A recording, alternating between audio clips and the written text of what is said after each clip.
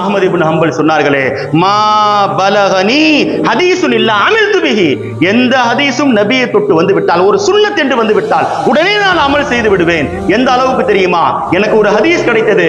அஅதா ரசூலுல்லாஹி ஸல்லல்லாஹு அலைஹி வஸல்லம் அத்-தீனார் அல்-ஹிஜாமா, தனக்கு ரத்தம் குத்தி எடுத்த ஒருவருக்கு ஒரு தீனார் காசை நபி கொடுத்தார்கள். இந்த ஹதீஸை படித்தவுடன் நான் பகதாதிலே, என் ஊரிலே ரத்தம் குத்தி எடுக்கக்கூடியவரை தேடினேன், தேடி பிடித்தேன். எனக்கு ரத்தம் கொடுத்து எடுக்கக்கூடிய வேண்டிய தேவையில்லை, ஆனால் நபி காசு கொடுத்து விட்டார்களே.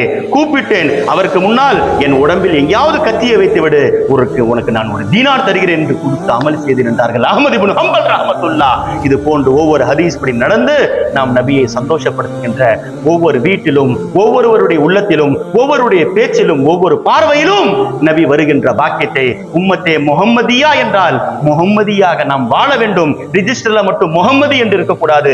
இன்றும் காசியுடைய ரிஜிஸ்டர்ல போய் பாருங்க, முஹம்மதி என்று தான் நமக்கு பட்டப்பெயர் எழுதப்பட்டிருக்கிறது. பெயரில் மட்டும் முஹம்மதியாக இல்லாமல் நாம் எல்லாம் வாழுகின்ற முஹம்மதியாக.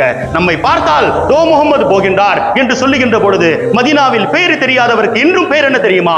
முஹம்மது தான்.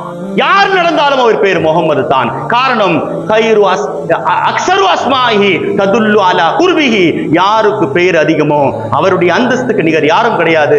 உலகில் நபியுடைய பேர் தான் அதிகமான பேர் இருக்கிறது. அல்லாஹுக்கு எத்தனை பேரோ அத்தனை பேர்களும் நபிக்கு இருக்கிறது என்று ஒரு ரிவாயத்தில் வருகிறது. அல்லாஹு தாலா அந்த நபியினுடைய பெயருக்கு ஏற்ப அவர்களை நேசம் வைத்து அந்த நபியோடு நாம் வாழுகின்ற பாக்கியத்தை அல்லாஹ் இந்த உலகிலும் நாளை மறுமையிலும் தருவானாக.